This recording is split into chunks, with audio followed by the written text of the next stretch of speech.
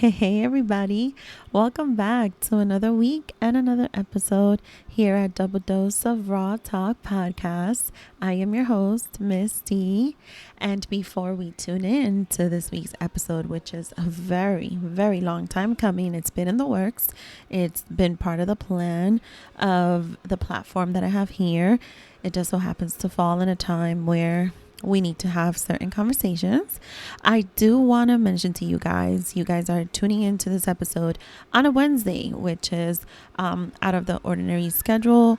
But it is important for me to drop this episode a little bit earlier, as it is important to announce that I will be joining with a fellow podcaster of mine who you guys have heard on this platform. The Do I Look Fat podcast host is Steffi Kiss. She has decided to showcase a live chat. That's right, you heard it, a live chat. And it is called Pods for Bonds. I am one of the 3 podcasters who will be joining her. She is the one who is hosting. It will be myself, Double Dose of Raw Talk, BSing with Chris, and Bustelos and Cigarillos. And we will be on this live chat showcase on this Friday, June 12, 2020 at 8 p.m. So here's the deal, guys. Go to my show description. There will be a link for you guys to sign up through there. You will have to just sign up for with your email. And what we will do is all the additional information will be given to you so you know exactly how to access the live chat show, which will be on Friday, June 12th. And of course, the main purpose in this, aside from coming to the table, having conversation with us, joining us in the chat while we are discussing our necessary topics on live. We also want to encourage you to donate for the purpose of helping those who are peacefully protesting, and aiding them with the bails. That is the purpose here. That is what we are hoping to accomplish. Any donation is significant in these times, when we have so many people who are committing to peacefully protest and just protest in general, for the purpose of defending a life, and not just one, but just an entire community that needs us. And so that is our purpose for this Friday. I wanted to definitely plug it into this week's episode. Again, this week's episode has been a long time coming. The topic of conversation, it's something that I've definitely wanted to bring to this mic, to this platform. And it just so happens to fall during this time. And I just thank you guys so much for tuning in again. Please, as always, send me your feedback, reach out to me, let me know your thoughts, let me know what else you guys want to hear on this Raw Talk platform. We're ready to talk about it, to talk about it all. You guys know where to find me. All my contact information will be in the show description. And here it is. Enjoy the show.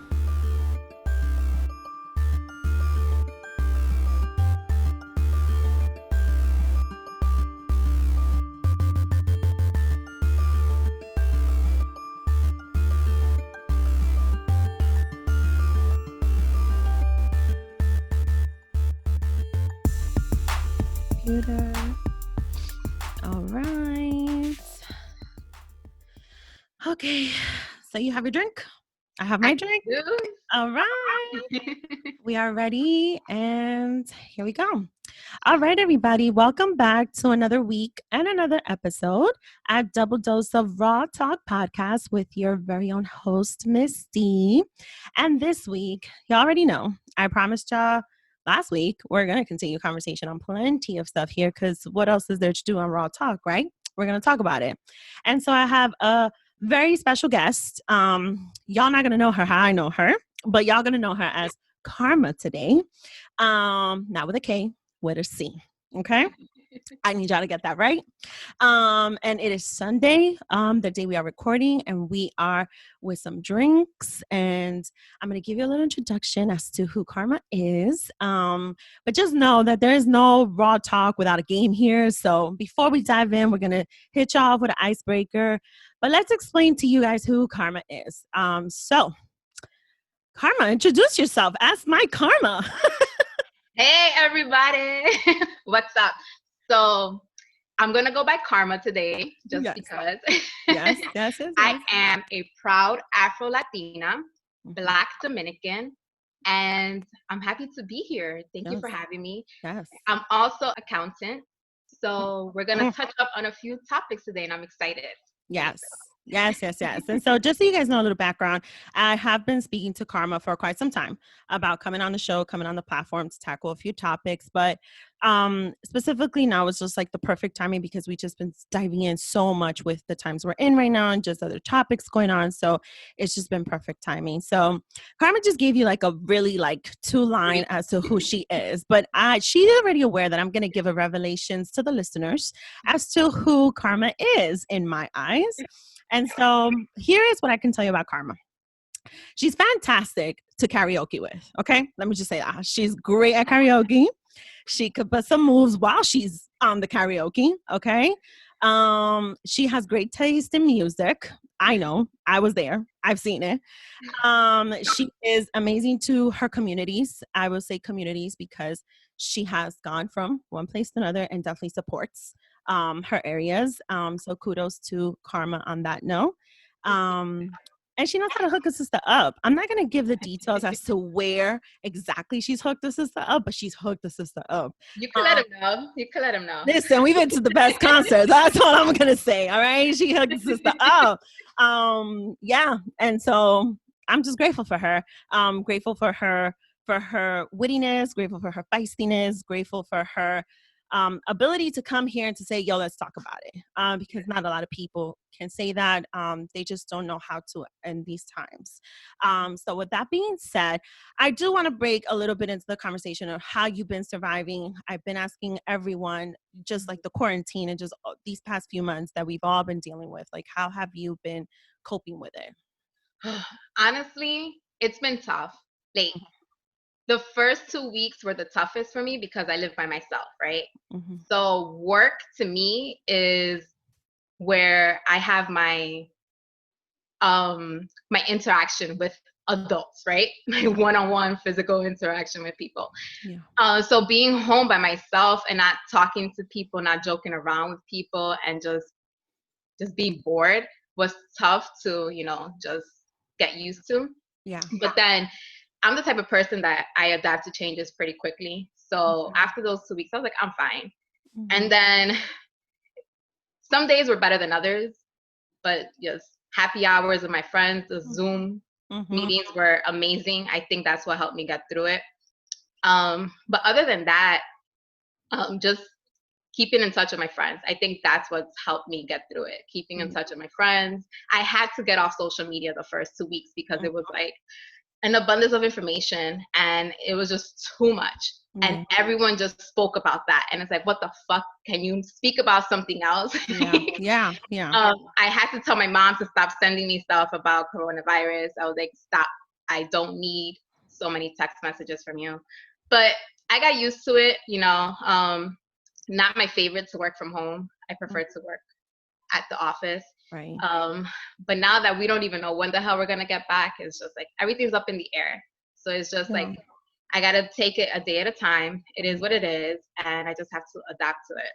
Yeah. Yeah. Mm-hmm. That's you're definitely not the first person who says that they have been able to because they're just naturally able to adapt to situations. Mm-hmm. But I totally hear you on the having to disconnect because it was very just too deep, Yeah. too intense the first few weeks, and it could definitely have a toll on you. Just like Remember, I told you I got off social media, I think, for like a week. yes. And I think that's what helped me get in the groove of things, just getting off Mm-hmm. social media. Because I Mm-hmm. saw myself, I was just on social media constantly because I needed like some type of entertainment Yeah. Yeah.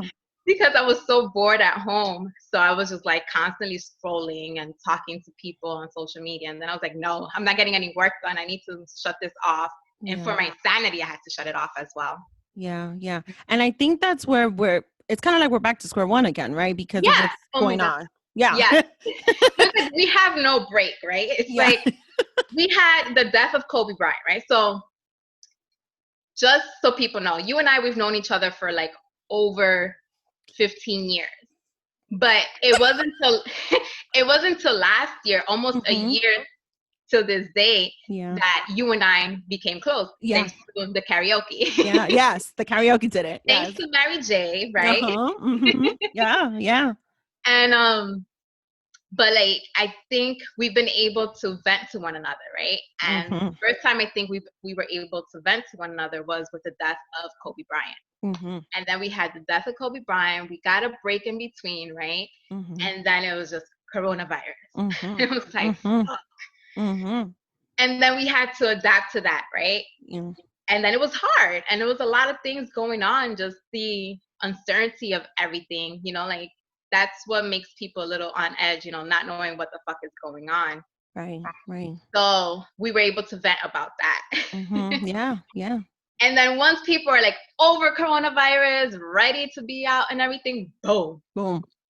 right? Mm-hmm. Mm-hmm. Another death Mm-hmm. under the hands of the police, right? Right. Right. And now we're mourning again, right? So Mm-hmm. it's like 2020, what the fuck? Fuck. I Are we know. gonna catch a break? But I you know know. what? I think this is the time for it because everyone is at home. I don't know if things would have been the same had we not been at home. So people Yeah. are advocating a little bit more than what I've seen in the past. I don't know Past. if it's because people are just over it, Mm. but it's also I think because I think people are more they have nothing else to do, I think Yeah. in a way, Yeah. right? And Yeah. they're home. So now it's like they can use their voices a little bit more Mm-hmm. than if they weren't home. So unfortunately these are the circumstances, right? But I think sometimes things happen for a reason, Yeah. unfortunately. Yeah. And maybe it had to happen now during coronavirus Yeah. for the uproar, Yeah. because now is that people are paying a little bit more attention than what they Mm-hmm. would before. So I have to agree with you. I think because we have been at home and we have had time in our hands to really educate ourselves, to really pay attention to what's on the news, to really pay attention. Because even with social media before, like when we're so busy in a fast paced environment, heading to work, coming home from work, doing this or doing that, it's just a matter of just like swiping really quick, reading, and like maybe sharing. But like, it's even like a self reflection. It's like, damn, have I really been paying enough attention like this whole time? yeah. So I think to your point, I think you're totally right on that. Um, Another point I want to just highlight to you guys, to my listener, and even with Karma here, she just kicked off a really good point to you guys. If you guys listened to my last episode with Captain Kim, we tackled relationships in general and friendships too, and ties. And one of the concepts there was time means nothing. And so Karma just said it to you guys. We do know each other. We've met over 15 years ago, in school, and it wasn't up until a year ago, yeah, because the karaoke birthday is like Yeah. right around the corner. Yes. And that we became close. And so there you have it. It's like two people who knew each other from many years ago. I think we've always kept some form of a, follow to follow on social media. But it wasn't until a year ago. And in a span of a year, we've been able to share some memories and still find a way to vent to each other. And let me make it very formal to you guys. I know I have like my friends that I've had for years that I've spoken to every single day. But sometimes it is in the rarest of occasions where you could find someone who to vent to. And Karma has been that person for me in many ways and more than just once. So cheers to that one, because you truly have been. And I know you've dealt with Likewise like, to you. yeah, yeah. And I know you've also had your moments with this whole thing. So thank you for giving us insight on how you've been coping. You guys know we always want to make sure all of my listeners are coping as best as they can. And if you guys need anyone to talk to, your girls is here. So with that being said, I want to go into the icebreaker. And so you guys know on Raw Talk, we always have some form of a game, some form of a thing here. And so what we're going to dive into today will be two truths and a lie. And if you get it wrong, well, I said you have to sip some wine, but I'm the one with the wine. She has something else, so she'll be sipping that if she gets wrong. I have some Henny White. Okay. If you guys are wondering. So she gets it wrong, she's gonna have to sip that. And if I get it wrong, I'll be sipping my white wine that I went to purchase today at 6:30 in the morning. Don't judge me. All right. So we're gonna start with round one. Again, it's two truths and a lie. And of course, we have to guess which one is the lie. And so I'm going to open the floor for Karma to go first to give me her two truths and a lie. I was hoping you would go first. I could go first. I could go Yes. first. Yes. All right. So your girl's gonna go first. So here we go. All right. No judgments, guys. All right. No. Round one. Here are my 3 statements. I can drive a bumper car. I can drink coffee at night, and I masturbate 7 times a week. um, I'm looking around my living room. Like there's someone here I could look at, and like there's no one here. It's just me. Damn. I'm gonna say the lie is the coffee. No, that's No? not the lie. I appreciate you having confidence in me, though, that I could drive a bumper car. I was gonna say that, but I was like, maybe she can. Maybe she can. Girl, I don't reach. I'm short. You know, I'm short. You know, right? I should have put some thought into that. Yes, you know that. So clearly it's true I masturbate 7 times a week. Yeah, that one I knew was true. I was like, all right. You know, just like, this bitch definitely does that shit. Yeah, hell yeah, I do. Anyone who knows me knows I do this. Like my ritual. But drink up, girl. Drink up. I will. She's drinking, guys. Give her a moment. All Okay. right. Okay. All right. All right, here we go. I'm just gonna Here grab we my glass go. of wine, guys. Okay. Here are my 3 statements. Okay. I lost my virginity in college. Mm. I never had sex on my parents' bed. Mm. I lost my virginity in a car. I lost my virginity in a car. Yes, that is the lie.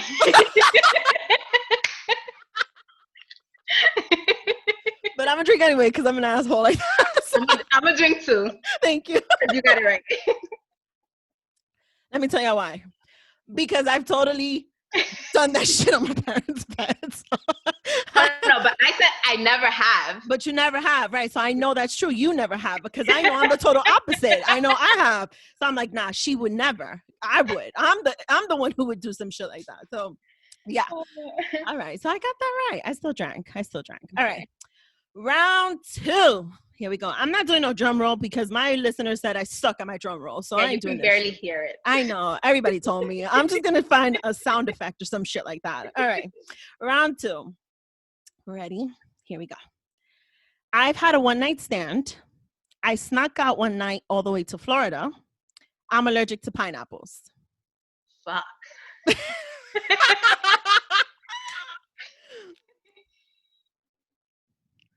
All the way to Florida? I don't know if it's all the way to Florida. You never know. You just never know. What was the first one? I've had a one-night stand. I snuck out one night all the way to Florida. I'm allergic to pineapples. You're allergic to pineapples? Is that a question or a statement, Karma? That's the one I think is wrong. Is a lie. Yeah, that is a lie. Oh, yes. I'm not allergic to pineapples. Yeah, I've been advocating. The only valuable thing Kim Kardashian has brought to my life is that you should always drink and eat pineapples, especially before they're gonna go have a meal on you. So always pineapples. That is the lie. I'm not allergic to pineapples. I did one night sneak out and ended up in Florida. No lie. No lie, guys. All right. Can you put some detail? Give us some detail. What happened? How old were you, first of all? Girl, I was 18, 19, totally like mid-college. Okay.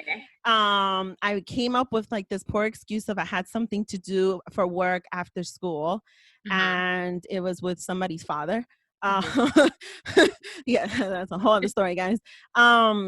Dude, and then it was just like, nah, let's just drive nonstop. And then I had to come up with another lie all the way on the way there. And I was just like, listen, the company wants to take us to work away on the weekend and I have to go now and this and the third. And my mom didn't buy shit. She was waiting for me the day I came back to fuck me up right when I entered the door.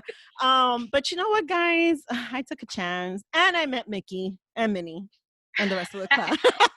That's what's important, right? Yeah, I mean, kudos to you. I was always too afraid to do something because I thought about it too much. Don't get me wrong.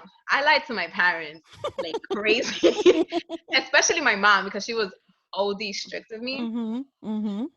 But it was hard for me to lie to her because I was always afraid, what if something happened to me and this woman thinks I am here? Right. Meanwhile, I am in a completely different location. Right. So yeah. Yeah, that's why I got my ass beat. That's exactly the reason why I got my ass beat. Yeah, guys, but totally true. I did sneak out one night to Florida. Yeah. All right, round 2. Karma, give it to Okay. me. I'm not always comfortable having a man pay for me. Mm, I'm super jealous. mm, And I either care too much or I just don't give a fuck. I'm super jealous. Fuck you for getting them all right. Wait, here's the thing. I was about to say the first one. I was about to say the first one, but then you hit me with the jealous, and I'm like, that's not like her. Because she doesn't give a fuck. Like, it's either she gives a fuck or she doesn't give a fuck. And then you said that. I'm still drink. You know me a little bit more than what I know. Yeah. But you know what it is, though? And this is what, okay, again, guys, like, her and I became close just in this last year. Karma doesn't just dish out who she is to you, like, off a bat. Like, you just have to, like, really just take it in as she releases it, and that's it. Yeah. And if I don't feel a vibe, yeah, you're not gonna get to know anything about me. I have two different sides. I'm either shy because I'll just like sit back and observe, or I'm super talkative out there and everything. But if I don't feel the vibe, I'm not gonna tell you anything. No. Yeah. So y'all better appreciate this shit. I'm just saying, because y'all really getting to know her. Right? Y'all welcome. y'all welcome. Why you think I'm drinking some Henny White? All right. Round 3. Okay, here we go. I'm going to change this up a bit, okay? All right. Round 3. Okay. I once went skinny dipping. I survived 2 earthquakes. I take nudes on the regular. Again, there's no one here, guys, and I'm just like looking around, like I'm smiling at an audience. Oh, the news? I believe the news. I'm sorry. It's okay. Like, you're masturbating 7 times a fucking week. Like, nude? Hell yeah, that's gonna happen. To be more. The earthquake and skinny dipping. I've gone skinny dipping, so you've gone skinny dipping. So the earthquakes. So the earthquakes is correct because I actually only survived 1 earthquake, not 2. I think because of the trip cutting short, I missed the second one. But if you guys know already, I already dished out the news. I'm Ecuadorian, and if anybody knows anything about Ecuador, there's always fucking earthquakes over there. And my dumbass happened to be there for a few of those. So I only survived 1, not 2. I was being dramatic. All right. So she did get that right. Yeah. See, she got 1. She got 1 right. All right. I'm part of the Mile High Club. Okay. I watch crime shows to fall asleep. I'm afraid of flying. I know the last one cannot be true. Like, absolutely not. Shit. Why is it so hard? You're part of the Mile High Club? That one. That is the lie. That is the lie.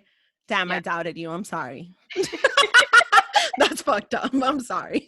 Why would you doubt me? I don't know. I focused too much on the other one. That's fucked up.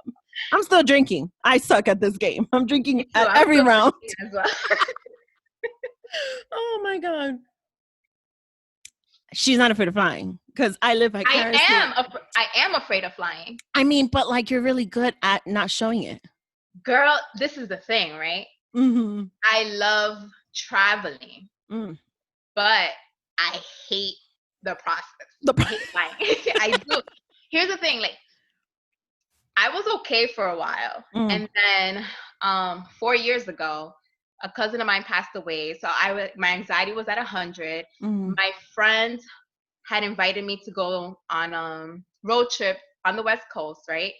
So everything for my cousin was still on hold. We didn't know when the funeral was going to be, so I still had time to go to the West Coast. I was meeting her in Vegas, and when I was going to Vegas, the fucking plane just dropped. It hit an air pocket, and it just fucking dropped. Listen, I grabbed the guy's leg next to me so fucking hard, Oh and my I God. was holding it for like a good minute. And then I finally realized how tight I was holding it, and I was like, oh, I'm so sorry. And then the airplane just got so hot. And everyone was just like, what the hell is, everyone was so scared, but no one really wanted to admit it. Oh my So God. then I went to the back and I went to a flight attendant and I was like, listen, it's really hot out there. And she's like, oh no, it's okay. I'm like, no. Like, you don't understand. Like, it's fucking hot out. Like the plane was on fire. Like, it was bad. Oh my So God. ever since then, I haven't been able to get over it. Yeah. But I know that if I want to travel, I need to get on a damn plane. So I have to do it. So that's why I still travel. This is so interesting because like I would have never thought that. Like that's why I was like, I mean it can't be. But then again, like I get your discomfort because I don't like the actual flying shit. But you gotta get to where you gotta get to. Yeah. And that's it. And my son happens to like turbulence, so there. He thinks it's like a fucking roller coaster. Yeah, nah. All right, round 4. Because I switched it up a bit, guys. All right. Okay, here we go. Ready? Boom. All right. I dressed up on Halloween as Catwoman. I rented a car and drove to Canada. And I am going to launch my OnlyFans page. I'm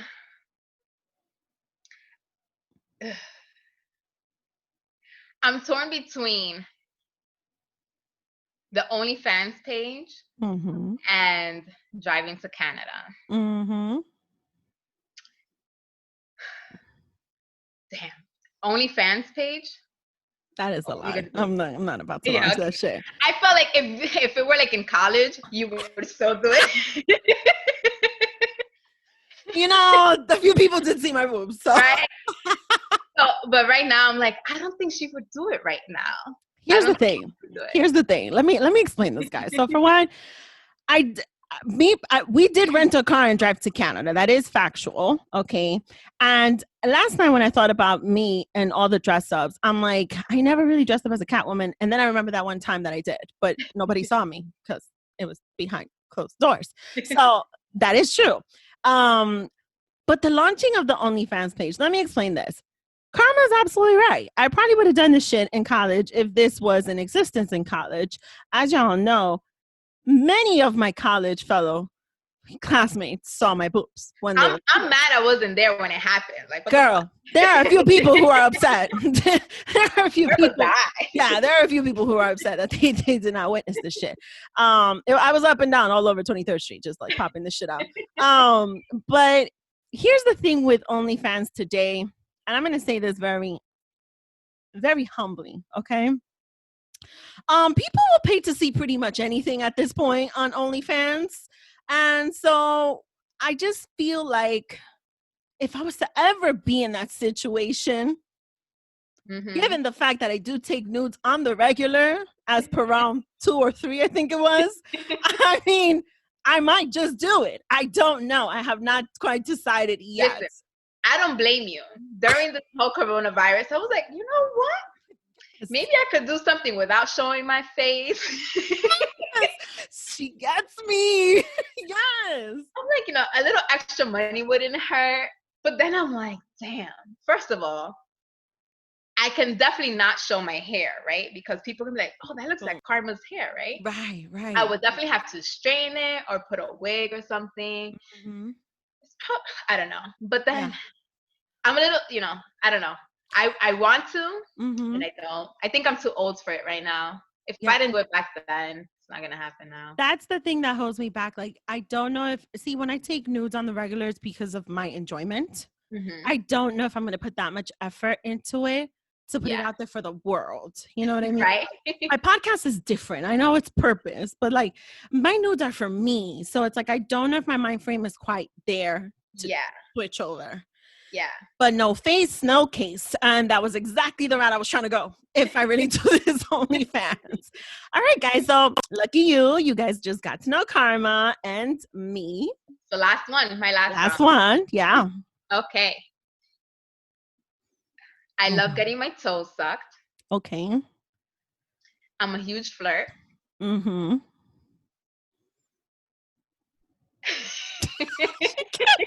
I want to change it because you're gonna know the answer to this. Oh, change it. You 5 seconds. 5 seconds. Go. No, all right. Okay. I love getting my toes sucked. I'm a huge flirt, and many people, including some ex-friends, have called me a bitch. Oh, well, shit. I already know which one is true. I already know which one is true, but let me go back to the other ones. Hold on. I'm going to go with the toe sucked. That is absolutely right. That is I'm not a feet person. Like, no, I think only one person has sucked my toes. And it's like, look, listen, if you want to suck my toes, go for it. Suck my toes, right? Yeah. But it's not like, oh my God, suck my toes. No. Karma just sat back and everything just to show me. Like, it's not like, oh my God, suck my toes. Like, no, that's no. We can skip that. We can skip that whole thing. Yeah. I have to say, I think I have gotten my toes sucked, and I absolutely did enjoy it. I'm someone who really believes there has to be just a certain extent of chemistry and trust for it to go all the way, like to really enjoy. Like I have to be entirely there. I agree. But even if the chemistry is there and everything, that's something we can skip. You can start from the ankles up. It's all good. Okay, just not okay. So there, you guys heard her, right? All right, just skip the toes. Start from the ankles. She is not a bitch. I just want to go on the record. Karma. You know what? I don't give a damn if they call me a bitch. Because here's the thing: the people who have called me a bitch is because I've told them the truth. And it's like, if you're gonna call me a bitch for speaking the truth, call me a fucking bitch. Yeah. I hear you. I'm not necessarily the most liked person either for telling people the truth about themselves. And that's perfectly fine. It's just in my humble opinion, I gave you guys the revelations of my guest. I would like to add to that I do not think she's a bitch. I just think she is a very honest human being. And that is all. And I accept her the way she is. Thank you. And she is a very good flirt. I was taking notes. She's impressive. I'm a Libra. It just comes out naturally. I don't even know when I'm flirting. It just happens. I don't even have to like you. I don't even have to think you're attractive. It just happens. Yeah. She does. She's impressive. I love it. I've witnessed this. I wish I could be that way. Like I'm a Scorpio, so what comes out of my mouth, it's not always flirtatious. And Karma has witnessed that a few times. Wait, because I don't know if you went to where my mind went, but one of your episodes mentioned this, and I want you to let your fans know. Oh yeah. About you saying, when I say no, I mean yes. I want you to let them know who you said that to. Okay, so I can't remember what episode this was, guys, but I did release that, my mouth gets me in trouble, and sometimes shit just comes out of my mouth. It just comes, it's like I think, and it just comes out. And so since Karma hooked it up to the concert of Mark Anthony with her team, and her boss was there, we were having a conversation, a very professional conversation. And I decided to tell her boss, Karma's boss, that when I say no, I mean yes. And there was literally crickets in the middle of Madison Square Garden. And the DJ. Before, what did you tell me? What did I tell you? Remind me. That you were going to behave. I did. I was like, thank you so much. Oh my God, you just hooked it out. She's like, yeah, girl. I was like, I promise I'm going to behave. Yeah, no, she totally laughed at me. And my boss till this day, he still brings it up. I have a pretty awesome boss. So thankfully I do. Thank God. Thank God she does. I guess, like, listen, I hope somewhere her boss has a little bit of pity on me and says, oh, Karma, there's an extra ticket for the next one. Why don't you invite your friend? He's not the one who gets the ticket. Okay, So. he's not. Jesus. Imagine that there's like, when they flag somebody from entering a store or shit like that, or like, Yes, imagine that would be you. that would be me. She's the one that when she says no, she means yes. That's my flag. Knowing my boss, he would probably be like, are you going to invite that friend that said no means yes? I told ya, my mouth gets me in trouble. It shit just comes out. Like, I can't help it. This is why I started this podcast. To have an excuse to do this on a weekly basis. All right, guys. So you just got to know Karma.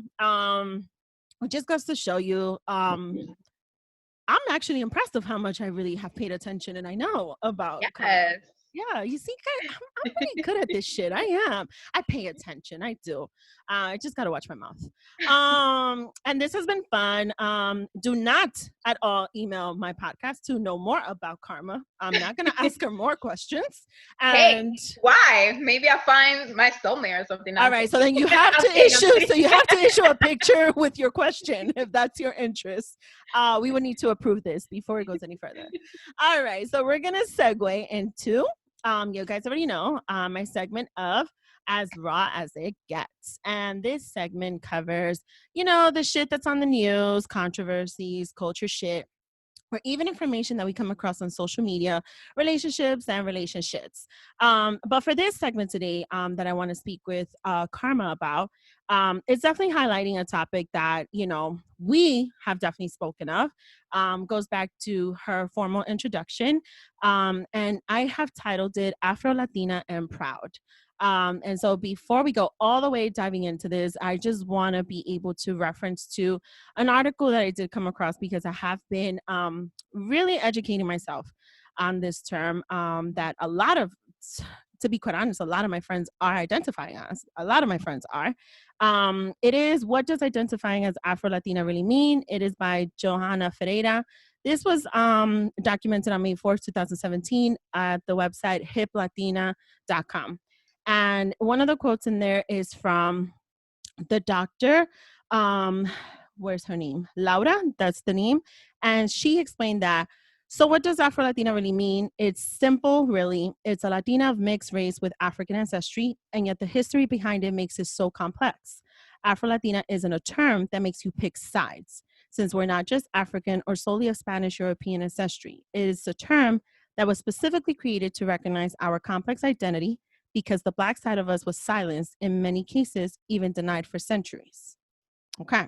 So I just wanted to, document that right now, notate that to you guys. I will be including this in the show description. I just wanted to give a brief explanation of what I found. And I want to dive into this with Karma because I know how proud she identifies as an Afro-Latina.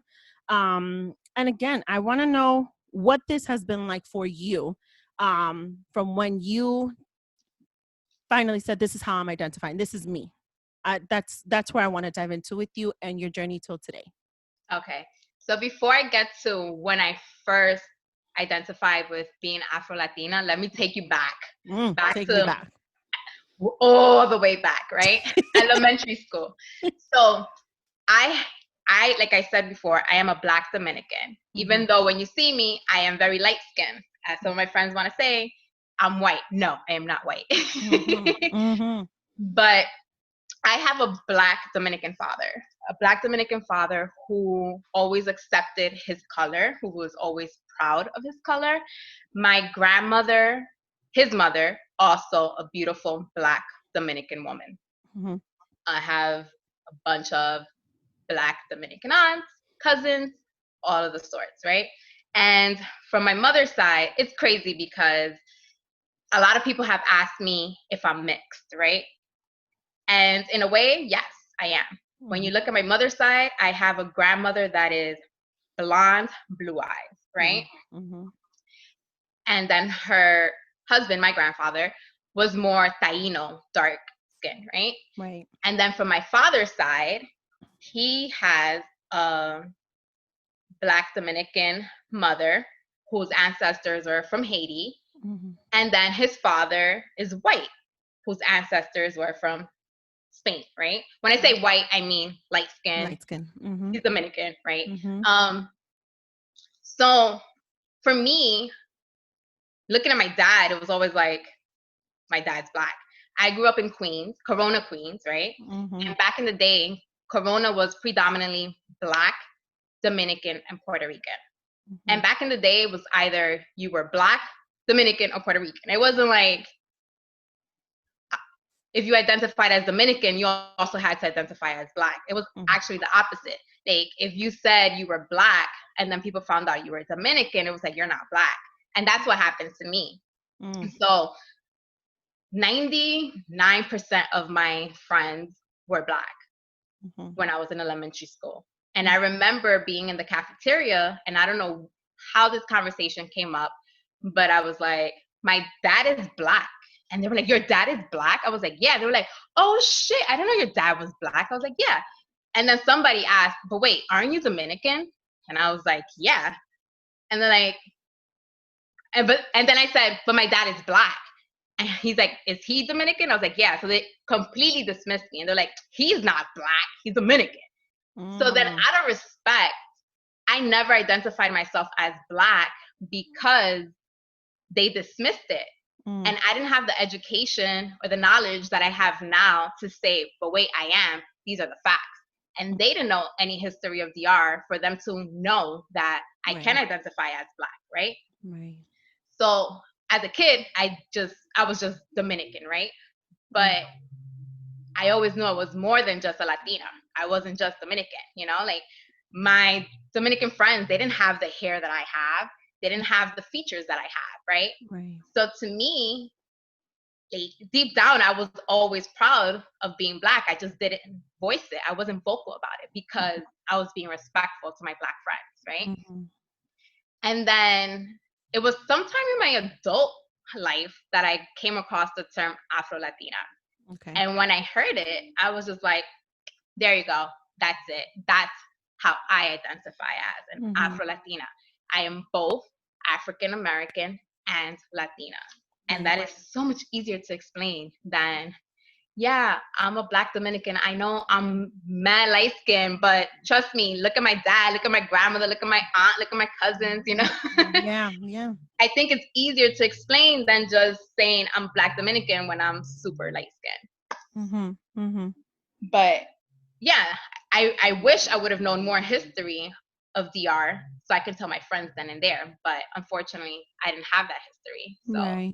I just had to keep my mouth shut and just keep it moving. Right. Right. And then when you were able to finally identify as Afro Latina, and I say finally because it clicked for you, right? It just Yeah, made perfect sense at that moment. Like you said, it was easier for you to be able to say that's me, yeah. and so much easier to explain to everyone else. Mm-hmm. How was that process for you? Because I know you've shared with me, bits and pieces of, for example, the transition of you with your hair. Yeah. That's also a piece of it. So how was that once you identified as Afro Latina? Okay. So I've always loved my hair. I've always loved my natural hair. Like, and I had this conversation with my mom yesterday because I didn't want to come here spitting lies. Yeah. So I asked her, I'm like, Mom, did I ever not like my hair? And Mm. she was like, no. She's Yeah. like, you always liked your hair. You loved when I did these hairstyles on you and everything. And yeah, I've always loved my hair. Right. And when I was like 7 or 8, my mom started relaxing my hair. Mm. Okay. And I don't blame her for it because back then there weren't as many products as there are now, right? Mm-hmm. So I had a lot of hair Mm-hmm. and it was hard to manage. So I don't blame her at all. Mm-hmm. Um, but even when my mom relaxed it, I still would curl it as much as it would curl because sometimes it doesn't curl at all. Mm-hmm. And throughout the years, it's just, if I wanted to curl it, I would leave it curly. Um, some people might know that in a Latino household, when you have my type of hair, it's either you're a pajonua, a greñua, pelo Mm-hmm. malo. right? All Mhm. of those things. Mhm. Right. In English, nappy head, right? Mhm. Um, growing up, like whenever people said I had nappy hair, to me it was just like I was so offended by it. But Right. now I'm just like, fuck you. Like, yes, I have nappy hair and I love it. I love my pajón. I love my greña. The only Mhm. thing I do not like is when people say pelo malo, because it's like, what makes you think that a person with straight hair, her hair is better than mine? I Right. love my hair how it is. Like, Mhm. no offense, but to me, like straight hair was boring to me. So like Mhm. I never wanted that type of hair. I could curl my hair, I could straighten it, I could do updos. If I wanted braids, like it would last longer than anyone else. Like, so to me it was perfectly fine. Right. Um so throughout the years it was like more transitioning to being completely natural. Right. So it's been 7 years since I haven't relaxed my hair at all.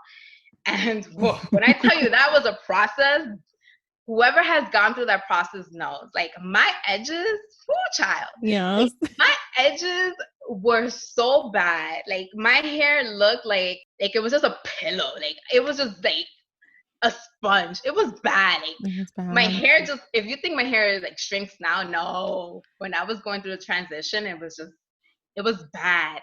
Yeah. And that's when you're like, do I want to go through this transition? Like, I'm about to lay out my edges. I'm about to get that relaxer. Like, fuck this. Like, I look crazy. Yeah. But I stuck through it. And a year and a half later, my natural hair kind of fully came out. Like, now my hair is pretty much exactly how it used to be when I was a kid. Mm. But it's not an easy process, Yeah. especially when you're in the field that I'm in. Mhm. And luckily for me, I've always been true to myself and who I am, and sometimes I just didn't give a fuck. Like, Yeah. if I were to show you some pictures when I was going through the transition, I looked crazy. Yeah.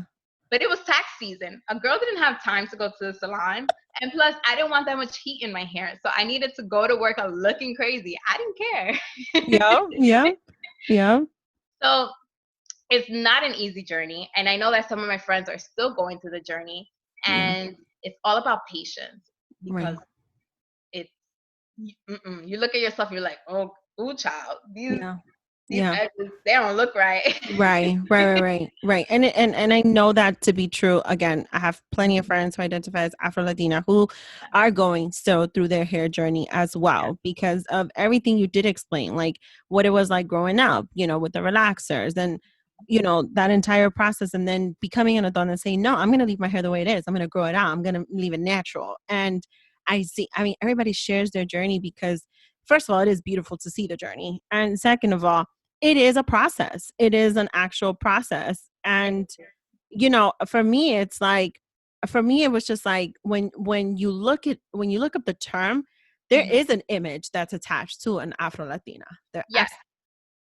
So yeah, like me, I never had to look at a book. I had never had to read a book to understand who I was, right? Mhm. Mhm. Because I got my history, the history that I needed from my dad. Mhm. I tried to ask him as many questions as possible so I can learn about what he went through him and not through the books itself, right? Mhm. So the past couple of years, I have been reading up on DR history just because I want to be more informed and just Mhm. because I want to educate people and check people when I have to, right? Right. But other than that, it wasn't because I lost my identity, which is the case for a lot of Dominicans, Mhm. especially Dominicans that come from a household where parents tell them that curly hair is ugly Mhm. or that being black is not in those exact words, but it's just mejorar la raza, right? Mhm. That's been a term from Trujillo, who was a dictator. Mejorar la raza means to improve the race, The right? race, right. And that means to lighten the race. Mm. Mhm. So a lot of Dominican parents tell their kids not to marry a dark skinned person, right? Right. Right. And I didn't know this till like later on because in my household, honestly, since I was a kid, my dad always told me, I don't care who you bring to the house. I don't care Right. how dark he is. And he would tell me this constantly. And I was talking to my friend this week about this. And I think the reason he told me this constantly is probably because in other households they were saying the opposite, you know? Right. Right. And my father's gone through a lot. Like when he was young, he went through the same discrimination that a lot of Black people in America did, you know? Like Right. and I still like hear it in his voice. I sense it when he talks about it. So that's where I got my history from. I didn't need it from a book. I Right. knew what I was already, you know? But Mm-hmm. for people who feel lost, it's good for them to read up on the history, to educate themselves, and just to know that deep down you are Black. Mm-hmm. And as much as I hate to say that not every Dominican should identify as Black, because I don't think they should, Mm-hmm. because there's a lot of Dominicans that are white, blonde, blue eyes, right? And they Mm-hmm. don't go through the same struggle. Mm-hmm. So for them not to identify as Black, that's okay. But I need them to understand that just because outside you blonde, blue eyed, and all of that, deep down, that African blood runs deep through your veins, you know? Right. Right. So for them to like say, oh, I'm not that type of Black or this, meanwhile their grandmother is Black, Mm-hmm. it's like, fuck you. Mm. Take a book. There is nothing wrong with being Black. Like, I don't understand why people are just so against it. Like, Mm. Black is beautiful, Right. you know? Right. Right. No, But I hear you. I hear you. And I appreciate you saying that because from everything that's been going on, and again, I want to repeat it. Like I said from the beginning, this is actually a topic I wanted to talk to Karma about from when I first said I want you to come on the show. This is something that we've been wanting to bring to the table for a discussion. But with everything that's been going on, and just really seeing, for one, and specifically with the Dominican community, some are totally at the front lines with the rest of the Black community and the rest of us that are also joining forces. And then there are some who are just like, absolutely not. mhm, That's not who we are. That's where we're not part of that. And it's like, it is something real. It's something that has existed. And to Karma's point, you know, for your dad to say, oh, I don't care. This is okay. It was his way of sticking to a positive way of telling you something rather than letting you know what's that negative that was happening in other households. Because it has happened. It has happened throughout the years. It's something that has existed. And it's not something that we should not be talking about. We should be, to understand where a lot of the we're gonna call it what it is. A lot of the racism and a lot of the discrimination begins. When you think of, and even from my country as well, and plenty of other Latin American countries, where it begins back home, and then sometimes it does come to this country and it continues, in addition to what we already know has happened throughout hundreds and hundreds of years here already. And this is where this topic is so relevant to the both of us. And this is where we've been talking so much.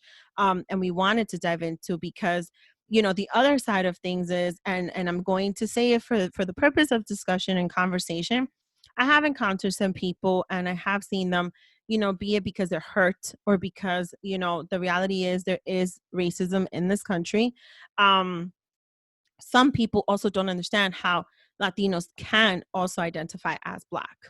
And that's not just to say in the Hispanic community. There are whites who are also saying it. There are Black people who are also questioning it, you know, because there is just so much to dive into. So unless, for example, for Karma's upbringing, she has a father who has been teaching her whole life. But unless you have that opportunity, it's a matter of picking up a book and educating yourself, really digging a little bit deep. I want to know and safely ask the question, if you have encountered anyone ever, pushing back on you or showing a little bit of resistance on you identifying as an Afro-Latina. I don't think so. Like like I said, I'm lucky to have a family that isn't racist, Mm-hmm. right? So most of the time, I feel like the pushback would come from your immediate family than from anyone else.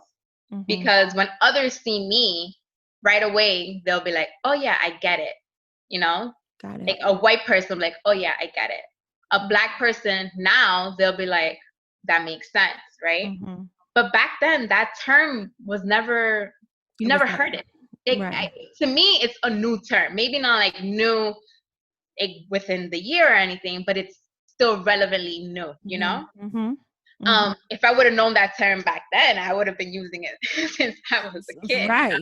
Right. It would have Right. been so much easier. Mm-hmm. But no, I never got the pushback from anyone. You're not Black. Right. You had also shared with me you have encountered some social media frenzies. Oh my God, girl. And I'm putting this out there because Karma is one that she's like me. She likes to have receipts and facts when she delivers a message. And like I said earlier today, her and I have always had some form of a social media connection. And so I very so humbly just, signed on to Facebook the other day. And the first thing that comes up is like Let this me sip. whole, yes, just sip, girl. It was just like this entire speech that Karma put on her status. But it was just, my comment to her was, where is the share button? Like, because it was just so passionate, but it was everything that someone needed to say to their own people. And you said it. Yes. And I said it because oh my God. So I've been drained. Last week was very draining, right? Mm-hmm. Mm-hmm. Sunday was hella draining. Monday, Mm. I woke up early. And when I tell you that I did not work because I was so busy arguing with people on Facebook, Mm-hmm. I did very little work. To the fact that I was 15 minutes late to a conference call because I wasn't signed on because I was so busy arguing with people. Yeah. And I didn't know that someone had set up a conference call for that time. But Yeah. God was like, girl, how about you log on right now? And I did. Yeah. Um, but yeah, I was drained. I was tired of telling people the same thing over and over. And the thing that annoyed me the most was the fact that those friends, and I'm putting them in quotes, Mm-hmm. Mm-hmm. is because they were putting so much of the spotlight towards the looting and none to the lives lost. Right. And my thing is, if you're going to talk so much about the looting and you say that you also care about the lives lost, where the fuck are all your posts about the lives lost, right? Right. That's one. Right. Two, I had a friend that she cared more about the people who were affected by the looting than by the lives lost. Mm. And we were going back and forth.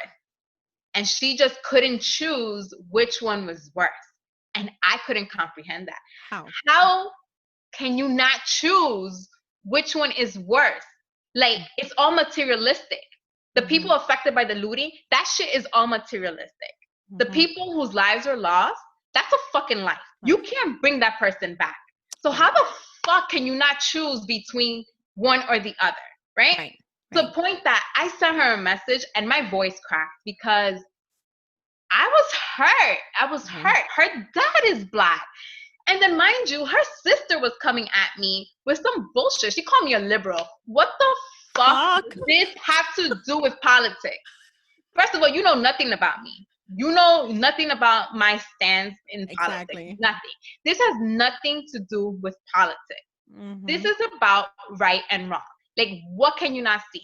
Why do people think that because you're pro Black lives, that you hate police or that you are so against the looting? No, the thing is, you have to put more emphasis into what matters most. And that is the lives that were lost, right? Right.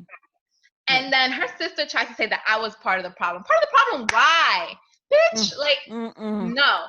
So, also, I also feel like everyone who was just posting videos of the looting, they were the problem. Because the more videos you posted about the looting, the more copycats there were, you know? There are so many copycats in this world. They probably saw the videos and like, yo, let's go do what they did over here. Let's go do this shit. Let's go do that. if you didn't post about the looting, there probably wouldn't have been as much looting, you know? If you Right. would have posted about the peaceful protest, there probably would have been more peaceful protests. But Mm-hmm. no, you want to focus on the looting and all of this and all of that. And I was just like, oh. And honestly, it wasn't until I wrote that rant that I felt at peace. I Right. followed a bunch of people. I was like, Mm-hmm. fuck this. Like, I don't care how long I've known you. I don't care if I've known you for 20 years. If Right. you don't understand, I can't be friends with you. My Right. father is a black person. Right. That could have easily been my dad. That could have easily been my cousin. Right. You know? Yeah. So it's like, fuck you. Yeah. Fuck Yeah. you. No, you guys don't understand. That's exactly what was on the post. She's not just saying it here. After like the third paragraph, there was, I think, 2 fuck yous. And I felt every single one of those fuck yous in my soul. Because sometimes that is exactly what needs to happen. And I commend Karma because she addressed her post to exactly the people she wanted them to know it was about them. And sometimes you do need to do that. I was having a conversation with someone and I said, is either ignorance is truly bliss or these people just really don't give a fuck and they do it deliberately. And they just don't give a shit. And the person said to me, oh no, it's deliberate. It's deliberate. That's what it is. We are at an age where we're pretty fucking smart. We're pretty intelligent. I think You know. people, no, I disagree. I think some people are fucking stupid. And I was trying I was leaning towards, deliberate because they're fucking morons, but she said it. Not me. She said it. Say it. Just say it. they're fucking stupid. And Yeah. it's just like, they don't listen. They right away, you say something and they're not listening and they have a rebuttal. It's just like, but what?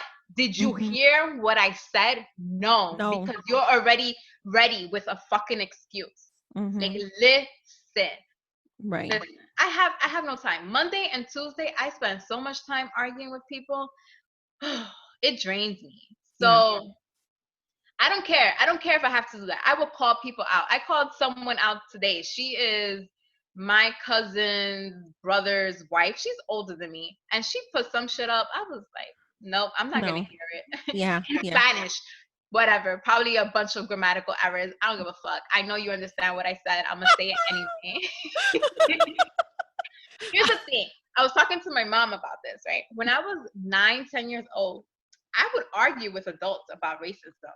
And I would fight for my friends. Like, my friends are black. Like, no, you are not going to talk to them about, like that. Like, you're not going to talk about them like that. Yeah. I remember I wanted a purple coat, and this family friend said, why do you want a purple coat?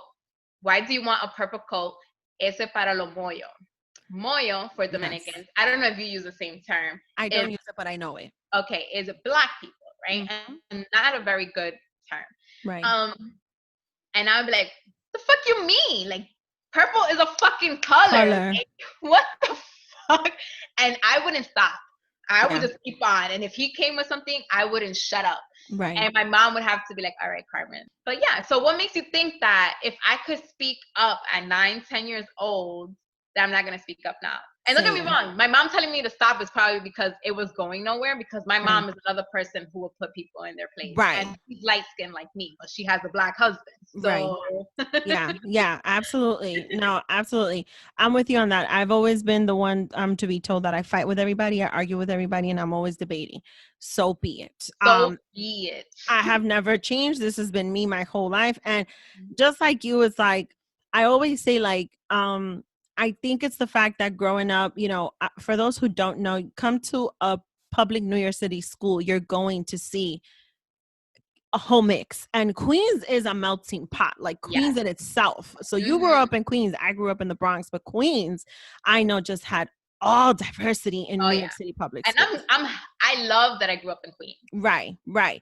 And so for us, it's like, because we learned so much as kids and we got to know so much of different backgrounds and different cultures just with our friends, like Karma is like, damn, like, you're right. Like, no, that's not right. And so even things where I would hear that didn't sound right, even at home, with family members, distant family members or family friends, you find yourself like giving them that look. I think, I'm going to have to post a picture so you guys could see my little mini resting bitch face when I was young. Because that's exactly the face that I would put when something did not sit well with me, and still the face that I put today.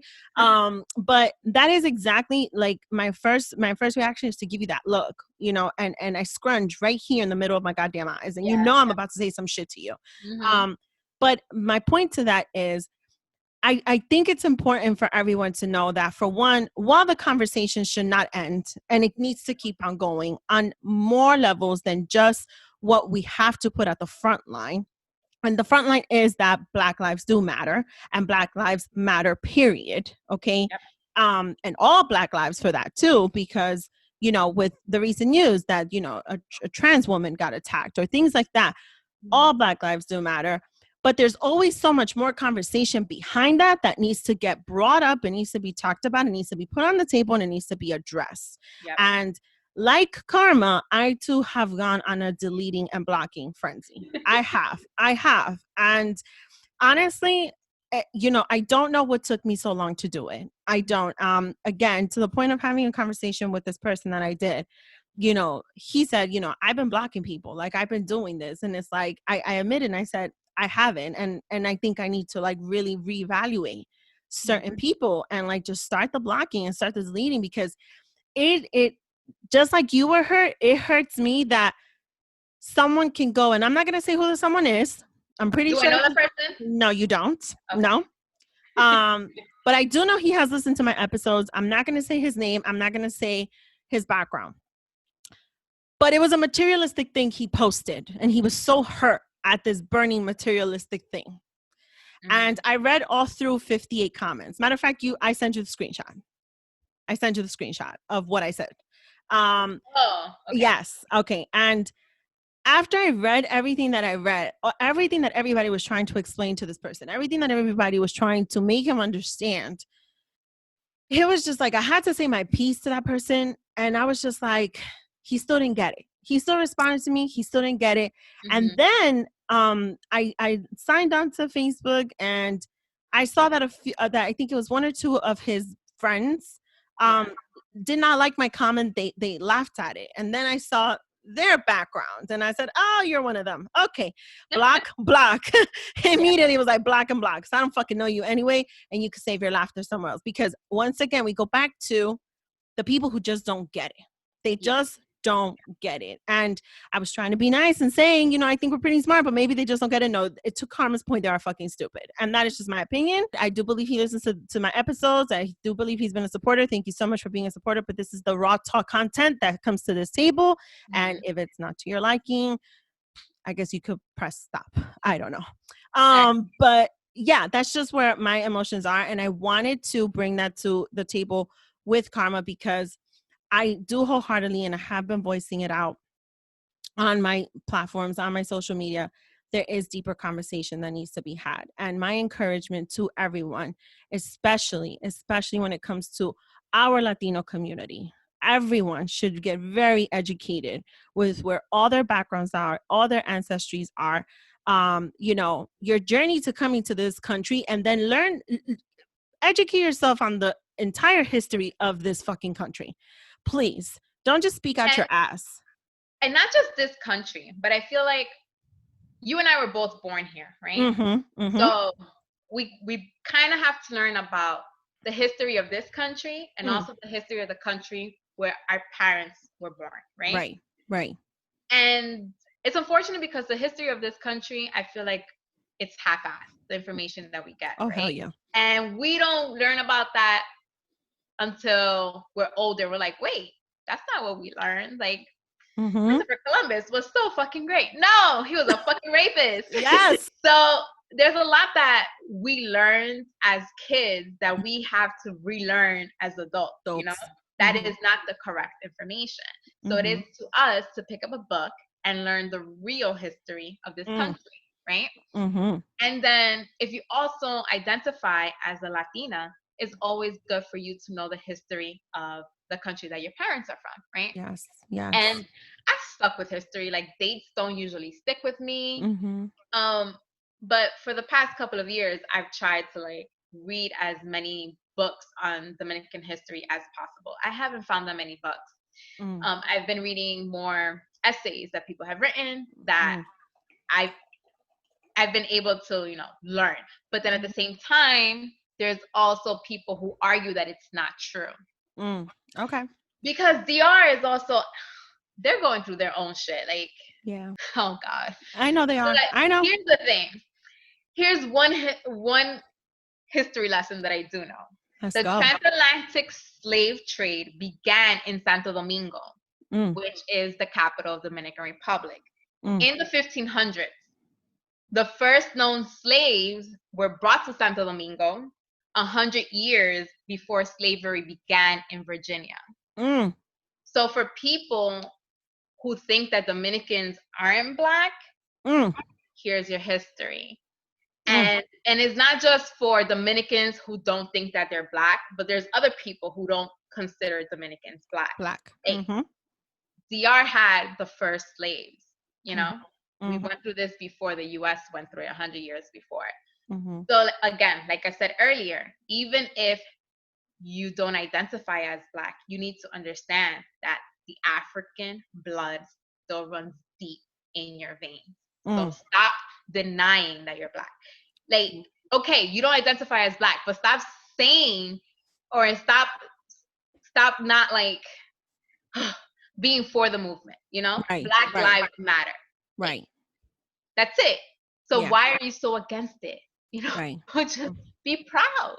And if Right. you know what pisses me off the most though, are Dominicans who are dark skinned Mm. and they say they're not Black. Mm. That fucking annoys the shit out of me. I had a tenant in my parents' house who was darker than my dad. And like I told you, my dad was a proud Black Dominican man. Mm-hmm. Loves his skin. He has nothing against it. But this man would be like, I'm not Black. Wow. So what the fuck are you? Right. This Right. man would rock the braids, but you're not Black. You Right. wanna adopt all these traditions. Mm. You want to be part of all of this and all of that, but you don't want to accept that you're Black. Why? Right. Right. Like, you Right. listen to salsa, you listen to bachata, you listen to merengue, all this rhythm. Where did it come from? Like, it's not just, like, what the Yes. fuck? Like, it's just so stupid to me when Black Dominicans say they're not Black. Oh, I'm a different type of Black. Like, What what time? different type of Black? Please, like, please explain it to me. Like, Right. it makes no fucking sense. Mm-hmm. Like, Mm-hmm. I keep telling my friends, make it make Make sense sense. because I don't understand.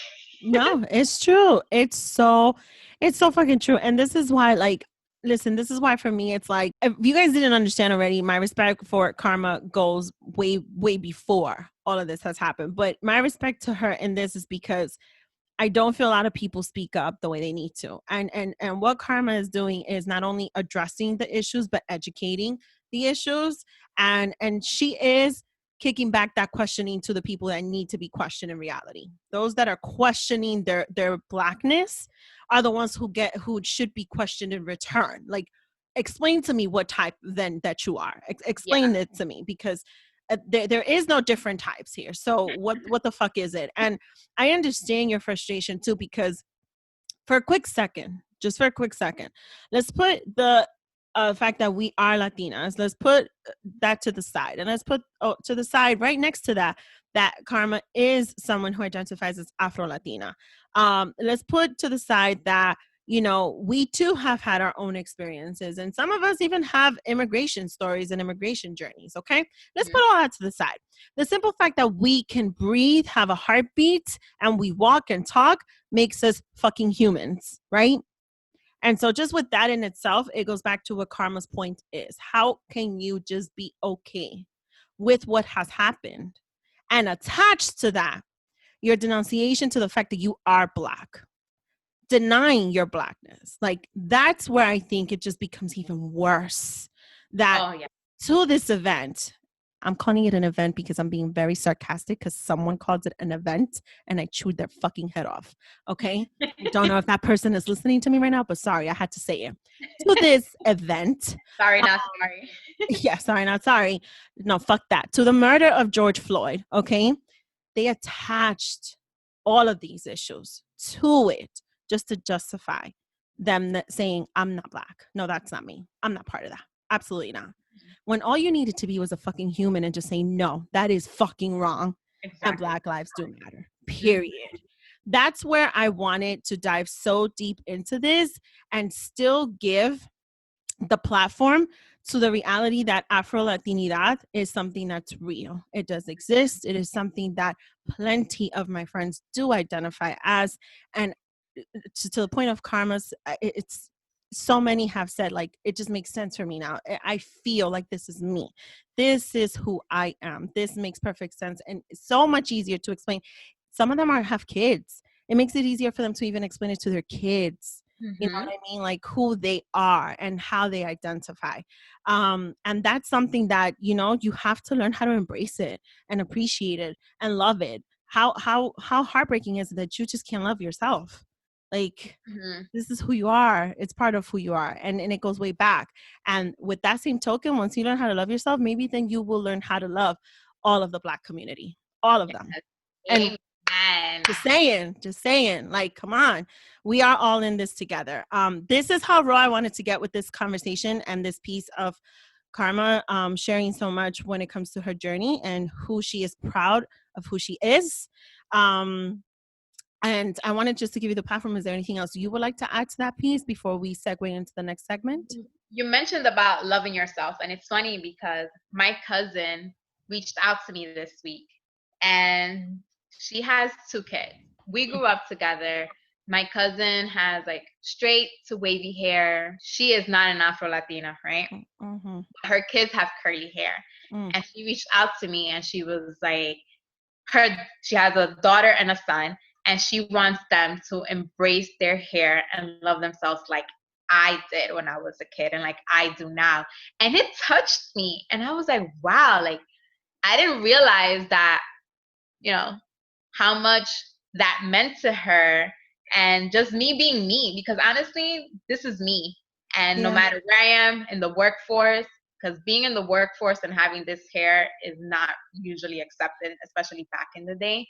But it made me tear, especially I've been emotional this whole week. So her saying that, I was like, wow, like, yes, you need to teach your kids to be happy with who they are. If people say they have nappy hair, turn that into a positive. Right?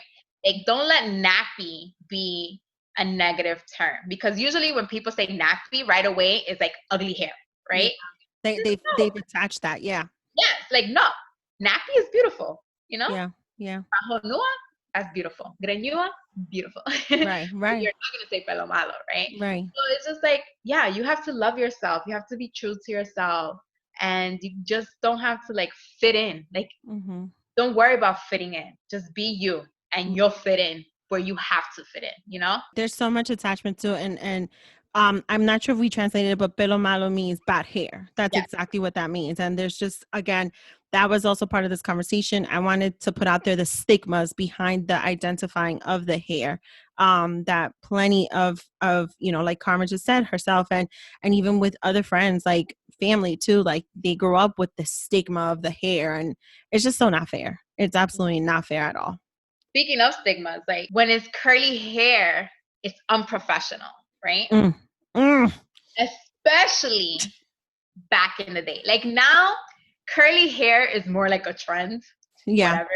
So people are more acceptable of it. But honestly, like the big 4, which are like the top 4 accounting firms, I never applied to it because I knew that my hair wouldn't be accepted in that firm.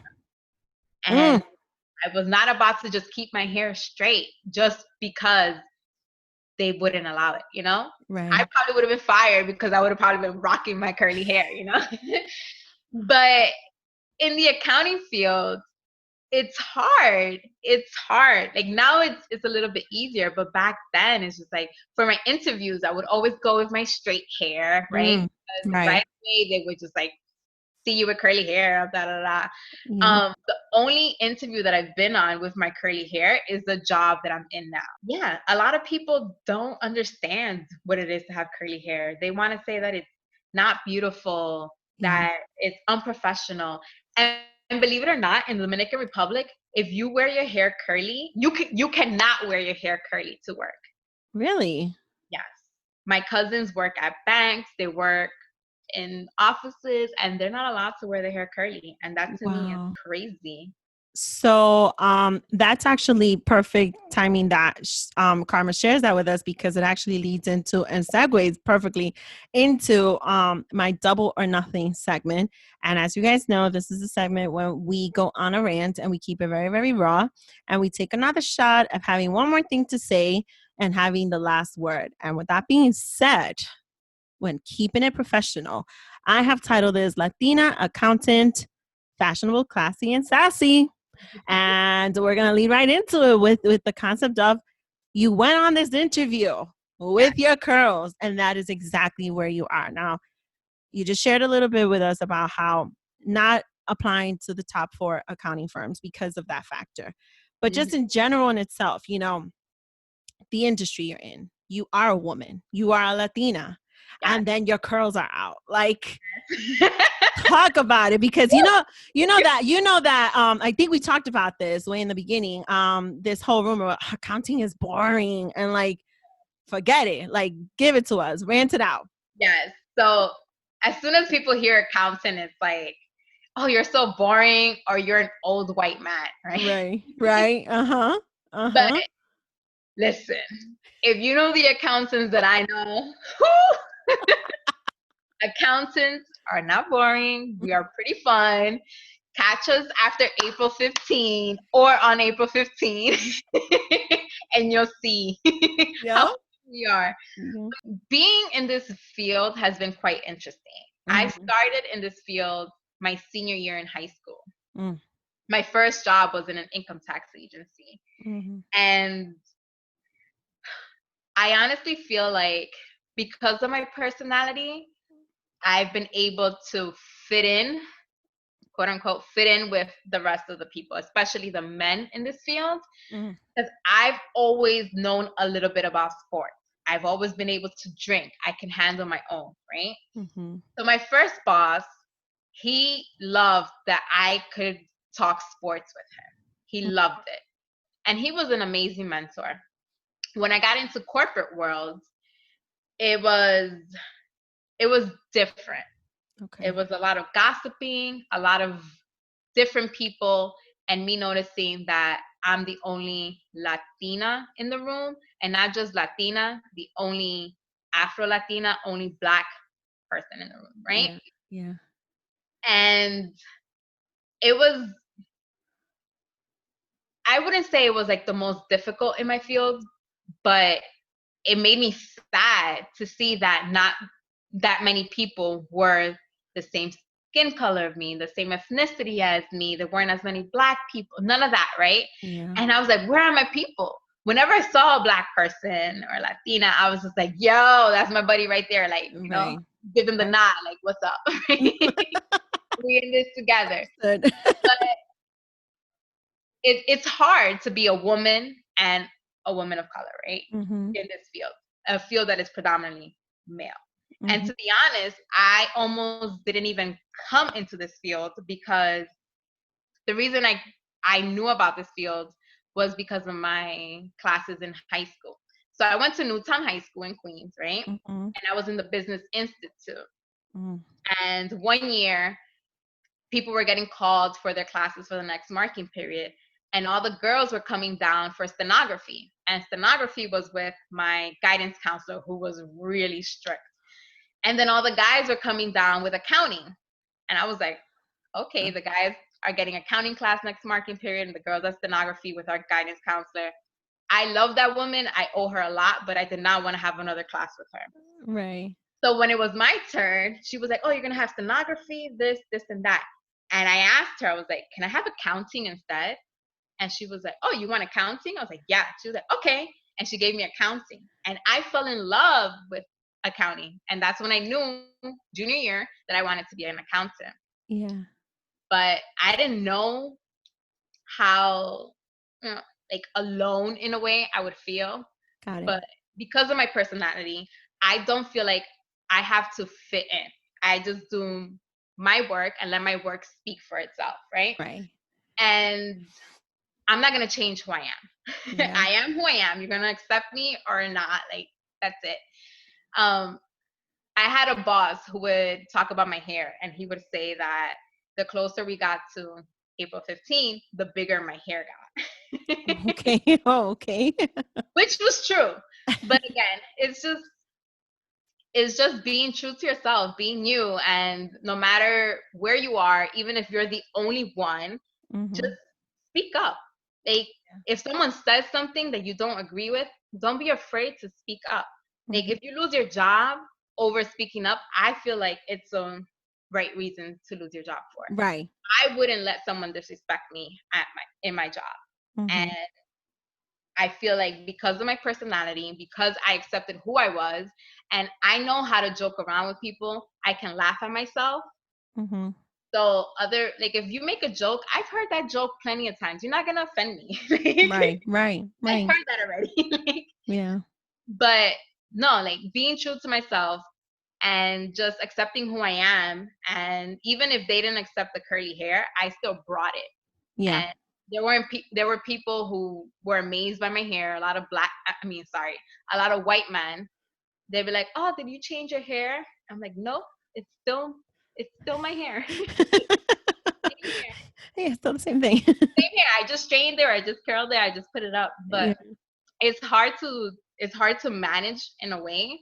Yeah. But as long as you do your work and let your work speak for itself, that's it. Do you feel thank you for saying that because I do think when you talk about an industry that is mostly male and then as we said it from the beginning, Latina and Afro-Latina, and you heard it. Oh, did you do something to your hair? Because they want to talk about the hair. But aside, not aside from that, in addition to that, do you think that nowadays there's more of the breaking that barrier, where accounting is not boring? You do see more women, you do see more women of color. Like, do you think there's more breaking of the barriers now? Oh, definitely. They going from the income tax agency and going to corporate world, there were a lot of women. There just weren't that many women of color in the room. Mm-hmm. Mm-hmm. Um, but throughout the years, I've seen a little bit more. I just wish we had more representation than what we do. Mm-hmm. I do realize that a lot of accountants of color are more in the audit field than in the tax field. That's what I've noticed, Got just it. personal experience. But yeah, I I don't see it as just a predominantly male field anymore. Perfect. Yeah, I think Perfect. we've grown out of that. Yes, yes. And that's what I wanted to like really highlight too, because even like from us, just watching it on TV, we're seeing more and more women of color, Black women coming up to the front line. Yeah, AOC, we have AOC on the front lines. We have Camila on the front lines. We have so many just yeah. breaking barriers and so many industries, quote Mhm. unquote, that were just males and white males back in the day. And so now we see more of the diversity that we've been needing to see. And it's relevant to me whether it's an industry and or even in the politics. Like, you need to know who you're putting in place of to be your leadership. For example, when Karma says, hey, if you get fired for speaking up, then it is what it is. I mean, can we all afford to not have a job? Absolutely not. But your integrity, your respect, listen, Mhm. sometimes that does need to come first. So people don't think it's okay to just put you down. So people don't think that could just step all over you, because this is exactly the entire concept, and it's a whole circle, right? This is what people are fighting against. This is what people are marching for. It's your right to speak up. It's your right to stand up for yourself and what you believe in. So even if there is again, to an industry, to a job, to a sector, or political views, or the times we're in today, it is important to be true to yourself. It is important, again, to just educate yourself and learn and know what the cause is and what the purpose is. Um, and be part of that, be part of that movement in its entirety. Where we are today, I happen to know Carmen is a very successful woman. But to her point, many years ago, my idea was always like, well, accounting is just male. So why would I even pursue that? You know what I mean?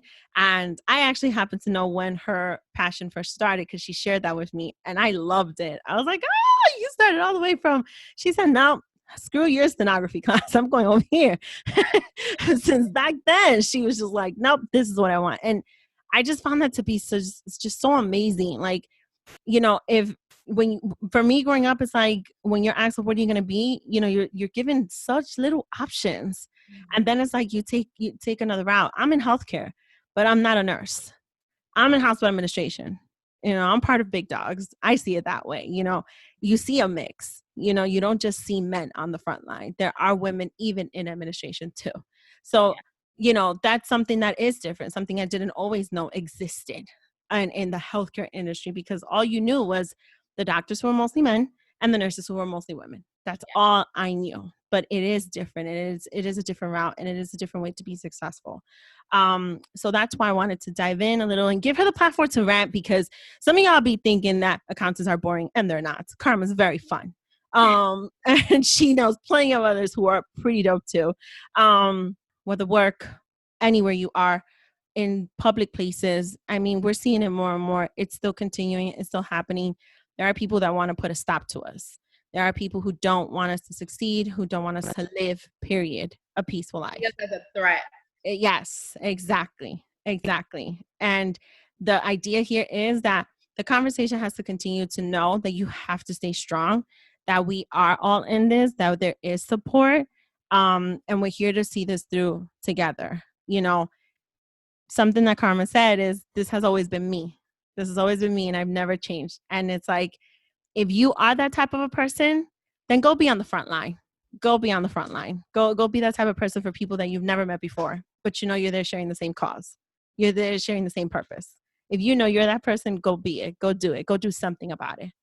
That's my only message here. I don't just go on a live and just get pissed off because someone questioned where the Black mothers were, where the immigrant kids were in cages, which I did find the post and I did fucking post it.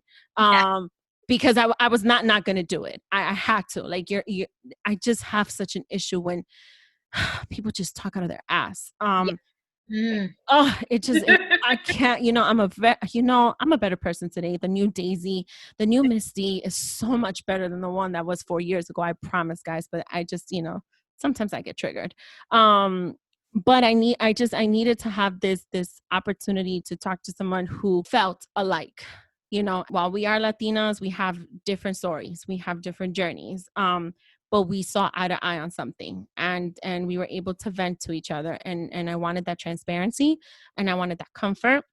And I wanted to share this with my listeners, because I know for a fact, I know for sure that my listeners are very diversified. I know I have Black community in my listeners. I know I have Latino community in my listeners. I know I have white community in my listeners too. And this is not about offending anybody. This is about educating y'all and just addressing it and letting y'all in on what the fuck we've been doing on our part. That's what this is about. And is there anything else you want to say to close this out for me and my guests? I just want to give a shout out to my white friends who actually have understood the movement, and more than my Latino friends. Respect. But that's it. Other than that, be true to yourself. Don't be afraid to speak up, speak out, check people, do what you got to do. If you got to cut people off, cut them off. Sooner or later, you're going to realize maybe they shouldn't have been part of your life and you should have done it 10 years ago. She's going to get a round of applause for that, because that's exactly what the fuck I've been thinking and doing. Yes. Y'all know I be getting scissor happy. I said that, I think, in episode 1 or 2. I don't remember, but I've been getting scissor happy again. The scissors are back in my hand. And yeah, check them or cut them. Not fistic. Don't go cutting them. That's not what I meant. I meant cut them off. Violence here. That's not what I'm doing. I meant cut them off. I don't mean cut them. Please stay 6 feet away. Please don't do it to yourself.